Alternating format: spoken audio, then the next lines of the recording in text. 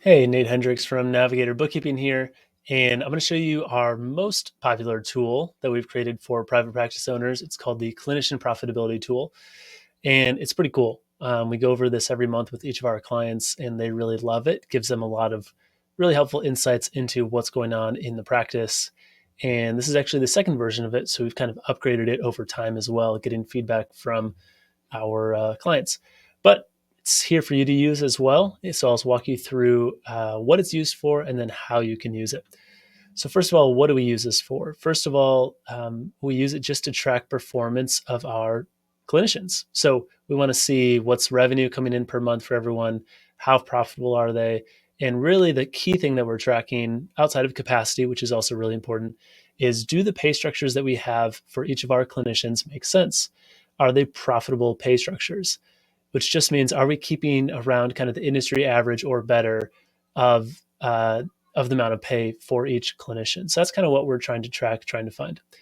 Um, so that's kind of the first thing, just like what's your information, finding out what's happening, tracking that, what's normal, what's not normal. The second piece you can use this for is trying out new things, right? So seeing if we want to change pay structures or if someone needs a raise, if we're trying to hire someone who's negotiating with us, which pay structure makes sense? Does it make sense compared to what we're currently paying, and what do we need to change? So what you can do here is you can put two scenarios side by side. Let's say you want to do salary and you want to compare that to hourly.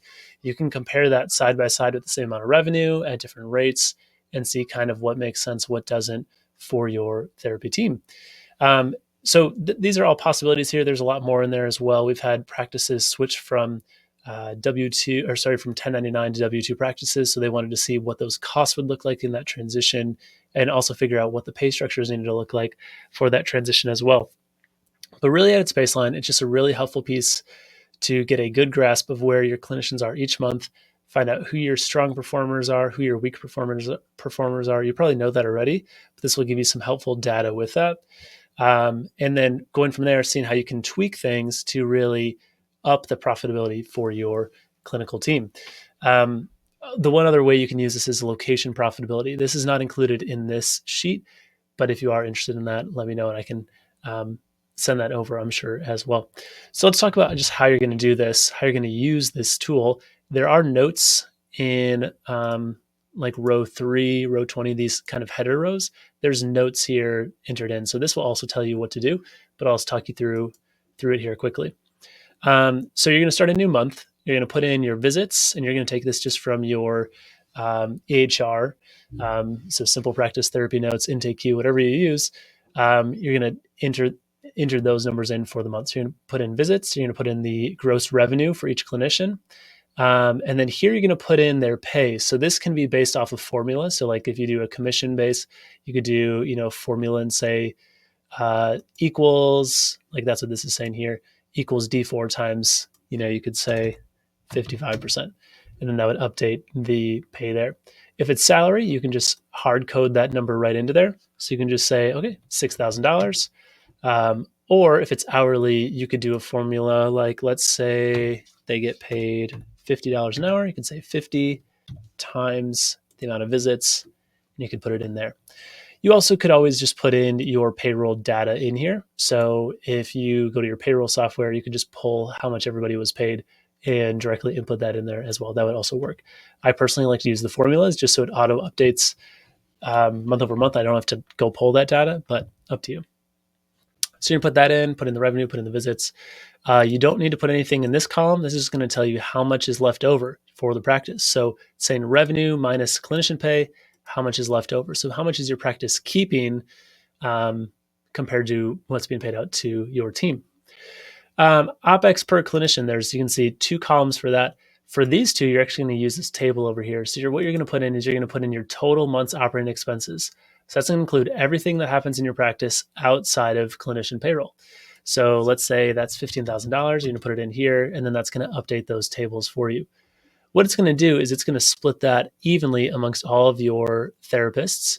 But what we do is we have a little formula in here to kind of help out part-time therapists, make it a little more fair for part-time therapists. So over here, you can put in if someone is part-time or full-time, PT or FT. And that's actually going to either discount or make more expensive the share of the expenses they're covering. Because basically what we're doing is we're taking your full operating expenses, we're dividing it into pieces, and we're saying each therapist should cover this slice of the expenses. It's not tied directly to that therapist. It's not like this therapist has, this much in software, this much in office supplies. We're just saying your total costs that are there no matter what. What's the total there, and can we divide it amongst everyone? And this just allows us to discount it so that if we do have a part-time person, they're going to have a little bit of a cheaper slice of the pie compared to someone who's full-time. So you can kind of decide how you want to discount that. So if we say 50%, that means that the part-time person is going to cover 50% of what the full-time person is going to do. So we're going to kind of move those things around in that way. So you can do this. You can move this around to whatever you'd like it to move to kind of make those numbers make sense. So yeah, that's kind of fun to play around with. So you can try that out. But you can enter those in over on the table. Don't enter anything on these columns here. Sorry, these two columns here. And then whatever's left over is the practice profits. That's how much is left over for the practice to keep after expenses, after everyone is paid. A benchmark for you is that we're ideally wanting every therapist to be at about 20% or higher. If you see therapists consistently below 20% or in the negatives, it may mean that they're just not bringing in too much revenue. But it also could mean that, maybe the pay structure doesn't make sense, right? Like if we have someone here with a $9,000 salary, we're going to see they're negative, and that's a quick red flag. Oh, something is not right there. It also could just be a capacity issue, but it's a good indicator of something is wrong. We need to change that. There's also some cool averages in here. You can see average visits, average revenue, all those pieces, which is super helpful, and kind of figure out what all that looks like as well. You can also see average revenue per visit, which is nice, and kind of track that. So a lot of metrics for you to look at. Basically what will happen is when you finish a month and start a new month, you'll just copy and paste this whole piece. So just select it like this, copy it, and then you would just paste it below this and rename it like we did here with February and March. And then I usually like to have a version here called Sandbox, which is where I just like to mess around with numbers. So if you want to try out what a new pay structure looks like, if you want to see how much you could increase your own pay as the owner and have the practice still afford that, the Sandbox is a good way to play around with some of those numbers and test out a couple things as well. So that's kind of the quick intro. Hopefully that's helpful. I think this is a really helpful tool. We've seen it be very helpful to our clients. So yeah, check it out, see what you think, and let me know if you have any questions.